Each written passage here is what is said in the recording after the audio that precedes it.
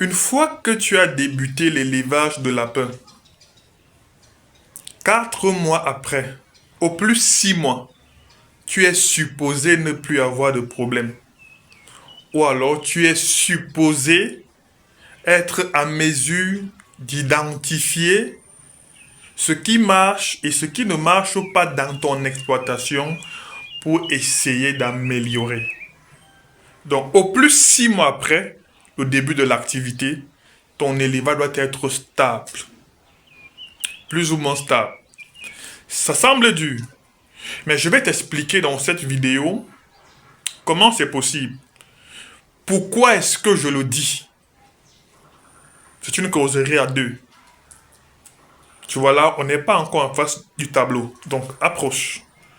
On va discuter en tant que cuniculteur et tu verras si j'ai raison ou pas.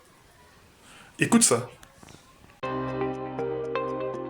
Eden Farm Group, votre référence en agropastoral. Spécialisé en cuniculture, aviculture, consulting et formation, nous vous offrons des solutions durables, adaptées et innovantes. Grâce à notre expertise et notre engagement, nous accompagnons les acteurs du secteur vers la réussite. Rejoignez l'excellence d'un partenaire fiable pour un élevage moderne et responsable.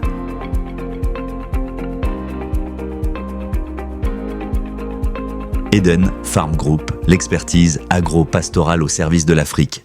Je ne me présente pas, tu me connais déjà. Je vais prendre un exemple très simple avec 15 reproductrices. 15 reproductrices, tout le monde peut structurer son élevage. Alors tous les abonnés de cette page ont la capacité de définir un objectif de production, de définir un cheptel et structurer en fonction de leur objectif. Je vais prendre ici, premier lot, 5 femelles, deuxième lot, 5 femelles, troisième lot, 5 femelles.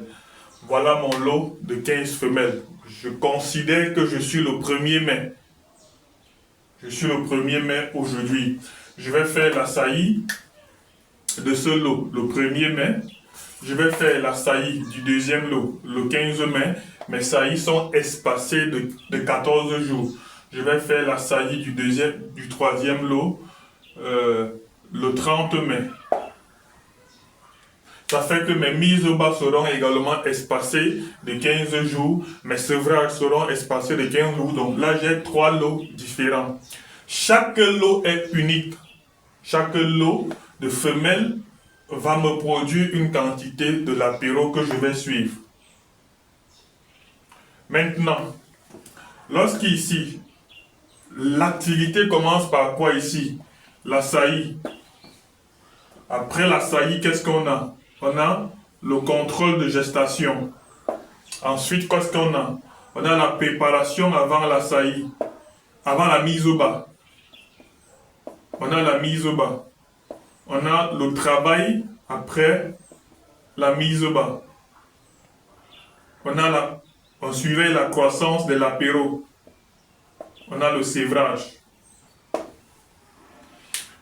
En fait, voici là où vous avez les difficultés. L'objectif ici, c'est de partir à la mise au bas avec un lapéro qui a un poids supérieur ou égal à 50 grammes pour se retrouver au sevrage avec des lapéros qui ont minimum 900 grammes. Ça, c'est l'objectif que vous devez atteindre avec ce lot. Vous voyez que les difficultés que vous avez rencontrées avec ce lot, si vous n'avez pas atteint l'objectif, les difficultés que tu as eues ici, tu es supposé les identifier et ici apporter les mêmes des corrections. Parce que les activités que tu as ici, ce sont les mêmes activités qui vont se répéter à ce niveau. Donc là également, tu auras, après 2 semaines, tu feras la saillie. Donc les difficultés que tu as eues lors de la saillie de ce lot, de ces 5 premières femelles, 2 semaines après, tu es supposé ne plus les avoir. Contrôle de gestation, pareil. Qu'est-ce qui s'est passé jusqu'au sevrage? Les mêmes activités vont également revenir ici.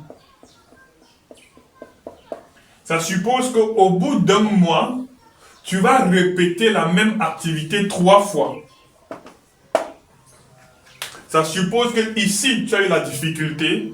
Tu as identifié ce qui ne va pas, tu as amélioré, tu as testé. Ici, tu as confirmé que les résultats que tu as eu maintenant ici sont la résultante d'une technicité que tu as mise sur pied. Là, nous sommes sur 30 jours seulement. Donc, idéalement, en 30 jours, après la première mise au bas, vous êtes supposé, 30 jours après votre première mise au bas, vous êtes supposé identifier toutes les difficultés que vous avez. Lorsque je dis donc 3 à 4 mois, 3 à 4 mois d'activité, ça suppose que vous auriez fait les mêmes tâches plus de 5 fois pour chaque lot. Maintenant, si vous faites la même chose 5 fois, vous avez tous les problèmes. What happened?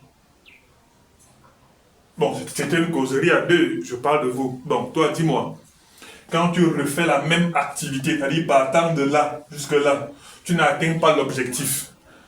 2 semaines après, tu le refais. Ça ne marche pas. 2 semaines encore après, tu fais, ça ne marche pas. Tu reprends encore en juin, tu fais, et ainsi de suite. Depuis janvier que tu fais ça. C'est pourquoi ça ne marche pas? Parce que tu ne connais pas. Il y a des choses que tu ne connais pas. La cuniculture, je l'aime parce qu'elle est comme les poules pondeuses. Ce que vous donnez au lapin, il vous restitue ça. Voilà pourquoi j'aime l'élevage de lapin. Et celui des poules pondeuses. L'animal ne vous donne que ce que vous lui avez donné à l'avance. Est-ce que tu n'es pas fatigué d'échouer? Est-ce que tu n'es pas fatigué de faire la même chose sans réussir? Est-ce que tu n'es pas fatigué de perdre l'argent? Il m'arrive encore aujourd'hui de voir des éleveurs qui disent qu'ils ont fait 2 mois, 3 mois avec une femelle sans elle saillie. Mais comment ça arrive? Ça veut dire que mes saillies sont espacées de 14 jours. Je fais la saillie d'une femelle ici. Donc sur ces 5 femelles, s'il y a une là que je ne parviens pas à saillir, 10 jours après, du moins, je fais la saillie, 10 jours après, s'il y a une qui n'est pas gestante, les saillies, donc je suis le premier, le 10, je fais le contrôle de gestation. Donc s'il y a une femelle qui n'est pas saillie ici, je l'introduis directement dans le deuxième lot, parce que je ferai les saillies du second lot, le 15, donc 5 jours après. Donc elle entre directement dans la préparation et je la fais saillir à nouveau avec les femelles du deuxième lot. Ce qui fait que partant du premier au 15, je peux faire saillir une femelle 2 fois. Et 2 saillies négatives consécutives, la femelle est reformée. Sa place n'est plus dans l'élevage. Donc au plus en 1 mois, vous devez déjà identifier les femelles qui ne vous servent à rien et les reformer. Mais mec, comment tu fais pour te retrouver avec une femelle qui a 6 mois sans être saillie? Mais elle fait quoi là? Elle mange pratiquement 100 grammes d'aliments par jour. C'est-à-dire pratiquement 3 kilos par mois. C'est ça? 1 kilo en 10 jours, oui. Elle mange pratiquement 3 kilos par mois. Donc elle a 6 mois déjà. Mec, tu as 18 kilogrammes d'aliments dépensés pour rien. Si elles sont comme ça, 5, dans ton élevage, ça fait 18 kg multiplié par 5. Ça fait 90 kg d'aliments que tu perds au bout de 6 mois. Et il y a des élevages comme ça qui ont 20, 30 femelles qui ne produisent rien.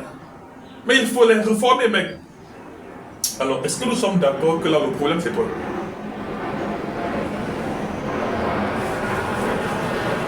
Mon objectif aujourd'hui était que tu prennes conscience de ceci. Il y a des problèmes que tu ne devrais plus avoir si effectivement tu as l'information qu'il faut. Aujourd'hui encore, tu peux me contacter directement 6 94 52 45 54. Tu as déjà beaucoup renvoyé. Tu n'es pas toujours prêt. Tu attends toujours le bon moment pour le faire. Mais pendant que tu attends le bon moment, avec espoir que je vais publier d'autres vidéos qui vont t'aider, oui, elles vont t'aider, mais jusqu'aujourd'hui, tu n'as pas encore atteint l'objectif. Pendant que tu payes en temps, tu payes également en argent. Il est temps aujourd'hui de passer à un autre niveau. Ça, c'est mon contact. Une fois que tu as suivi cette vidéo et que tu te reconnais dans ceci, écris-moi un message pour qu'on travaille sur ce qui ne va pas dans ton exploitation.